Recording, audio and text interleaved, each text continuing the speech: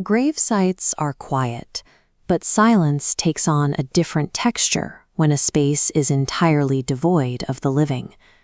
We are entering an environment defined by permanent petrification and heavy shadow.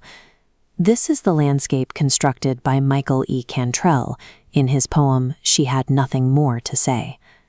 Our objective today is to conduct a rigorous critical analysis of how this specific text operates. Before we can accurately deconstruct the mechanics of any poem, we have to let it play out. You need to experience its rhythm and its weight in its entirety before picking it apart. We are not trying to force a single rigid meaning onto these lines. Instead, we want to understand exactly how the author builds such a deliberate and inescapable mood. The marble doves here never fly away, and the shadowed oaks near a grave stand still. Her mortal clock now sleeps below the clay, and her ears won't hear the whispers neighbors say. Silenced are the lips that sipped from waters ill. The marble doves here never fly away. They found a catacomb of bottles in her hallway, and every bottle there lay bare and still. Her mortal clock now sleeps below the clay, and near her hand another empty vessel lay, and faded flowers stood upon a windowsill. The marble doves here never fly away. They will bring her fragrant lilies and hearsay. They will send her roses rhymed with winter's chill. Her mortal clock now sleeps below the clay. Silenced were her lips as she had nothing more to say, but her eyes, some say, revealed that she had lost her will. The marble doves here never fly away. Her mortal clock now sleeps below the clay. The poem employs a highly restrictive form and calculated ambiguity to trap the reader in a profound state of uncertainty. The poem relies heavily on its structural framework, a poetic form known as a villanelle. This diagram maps out the defining mathematical characteristic of a villanelle, its interlocking ABA rhyme scheme. The entire 19-line structure is built on exactly these two alternating sounds. The form also mandates two repeating refrains: the marble doves here never fly away, and her mortal clock now sleeps below the clay. These two lines are forced to repeat at the end of alternating stanzas. They continuously pull the reader back to the same thoughts, finally interlocking as the concluding couplet. Reading this repetition creates an active ritual of remembrance. You read forward, but the text physically drags you backward, creating a sensation of formal entrapment. The villanelle functions as a precise structural mirror.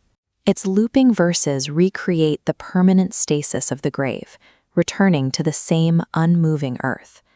If the macro structure traps us, the micro-level sensory imagery shows us exactly what we are trapped with. The text points to a catacomb of bottles. This phrase transforms everyday domestic refuse into a literal architecture of death. We see the cold permanence of those empty vessels contrasted immediately against organic decay, marked by the faded flowers standing on the windowsill. Mourners will eventually bring fragrant lilies, presenting a tragic irony. A pure, living offering is given to her only after her life has ended. These calculated metaphors ground the abstract internal horror of alcoholism and depression into physical artifacts. The reader feels the weight of the subject's addiction through these empty vessels, avoiding the need for a prosaic diagnosis. We rarely get to see how these metaphors evolve, but the author's documented edit history provides a map of creative intent. Look at this diagram comparing a draft with the final published line. The draft originally read, "and lined the other in green Tanqueray." The final version replaces this with, "and every bottle there lay bare and still." Why remove such a vivid identifier? The revision trades specific biography for a universal feeling of emptiness. We see a similar shift in the poem's opening refrain. The early draft reads, "Here the doves through dark clouds fly away." The final version anchors the text with, "The marble doves here never fly away." Dark clouds flying implies movement and passing time. Marble doves enforces cold, unmoving petrification. This pattern of revision is a systematic stripping away of literal biography. It creates a state of intentional ambiguity that allows the poem to function as a universal, sublime meditation on grief. That ambiguity extends directly into the perspective of the narrative voice itself. We have to consider who is actually speaking these lines. The text relies on external perspectives to fill the silence, referencing the whispers neighbors say, passing hearsay, and things that some say. This leaves us with multiple valid interpretive options. Is the speaker an omniscient observer, a grieving intimate, or the collective gossiping voice of the town itself? In advanced literary analysis, arriving at a single definitive conclusion is not always the objective. Multiple interpretations can, and often should, remain simultaneously valid. The text is intentionally constructed to leave the reader in a state of irresolvable uncertainty. It forces us to participate in the hearsay, rather than allowing us to passively consume a neat, resolved story. Why would a poet actively engineer a text that resists a clear meaning? The ambiguity of the poem connects directly to the ultimate unknowability of the deceased woman's internal life.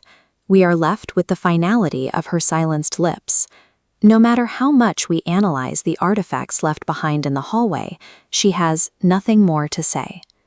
For academic practitioners, it is crucial to recognize that ambiguity is not a failure of communication. It is a sophisticated, deliberate tool that allows language to recreate the exact, deeply resonant feeling of historical loss.